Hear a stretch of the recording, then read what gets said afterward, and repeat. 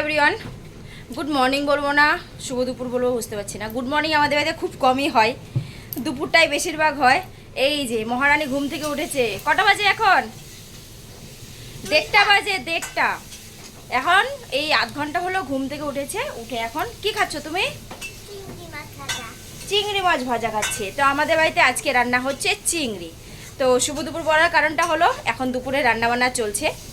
তো চলো পুরো ব্লগটার সঙ্গে থাকো। আর আজকে রান্নাবান্না আমি করছি না, রান্নাবান্না থেকে আমি বিরতি নিলাম। আমার সকালবেলা শুধু ভাত করেছি আর পুঁই শাক করেছি, বাকি রান্নাটা মামের পাপা করছে। চলো তোমাদের দেখিয়ে দিচ্ছি আজকে রান্নায় কি হচ্ছে আর মামি বাবা আজকে কি রান্না করছে।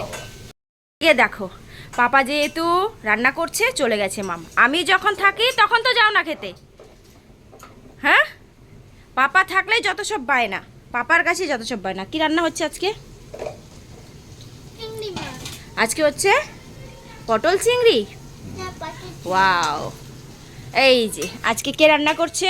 আমাদের মাস্টার ম্যান রান্না করছে আজকে। চলো, আজকে পটল চিংড়ি করছে। তো মামের বাবা কালকেই বলেছিল পটল চিংড়িটা মামের পাপাই করবে। তো দেখো কালারটা, দেখো জাস্ট কালারটা। ক্যামেরায় ঠিকঠাক বোঝা যাচ্ছে কিনা জানি না, কালারটা কিন্তু দারুণ হয়েছে। আর স্মেল যা বেরিয়েছে তোমাদের কি বলবো। আর এদিকে দেখো আমি করেছি পুঁই শাক, আমার ফেভারিট পুঁই শাক। আর এদিকে ভাত আর পুঁই শাকটা নামিয়ে রেখেছি। দেখা যাক আর কি রান্না হয়। হ্যাঁ, কচুর লতি করবো। লতিটা এখন কাটতে হবে, তাহলে কচুর লতি করতে গেলে। চলো, ফ্রিজে অনেক সবজি রয়ে গেছে। তো এই যে গতকাল যে সবজি এনেছিল সব আমি ফ্রিজে রেখে দিয়েছি। এদিকে দেখো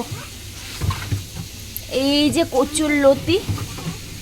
চলো এখন অল্প করে কচুর লতি করে নেব। তো আজকে রান্নায় হচ্ছে,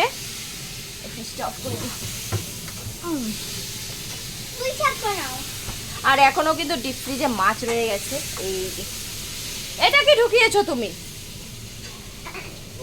এ ভগবান, কাণ্ড দেখেছো? ওষুধের প্যাকেটে মাম দিয়েছে জল।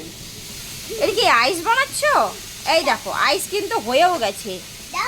বুদ্ধি দেখো, বুদ্ধি, জাস্ট তোমরা বুদ্ধিটা দেখো। অসভ্য মেয়ে, এগুলো করে কেউ? আইস বক্স, এই যে আমাদের আইস বক্স দেখো কতগুলি আইস বক্স রয়েছে, তারপরেও ও নিজের টেকনিক খাটিয়ে যা করেছে। তাই না? তো মাছ রয়ে গেছে। এত মাছ একদিনে খেতে পারবো না, কারণ মাছ খেতে খুব একটা পছন্দ করি না। জাস্ট দুপুরবেলা মাছের ঝোল ভাত খেতে হয়, তাই আমরা খাই। আর রাত্রেবেলা মামি বাবা রুটি খায়, আমিও কোনো দিন রুটি খাই, কোনো দিন ভাত থাকলে ভাত খেয়ে নিই। আমাদের খাবার দাবারে কোনো ঠিক ঠিকানাই থাকে না। মামি বাবা বিশেষ করে রাতে রুটিটাই খায়, তার জন্য আমাদের সবজিটাও পরিমাণে অল্প রান্না করা হয়, কারণ সবজি রান্না করে ফেলে দেব সেটা ভালো লাগে না। আর বসে নি, একটু প্রচণ্ড গরম লাগছে। আর সকালবেলা হয়েছিল বৃষ্টি।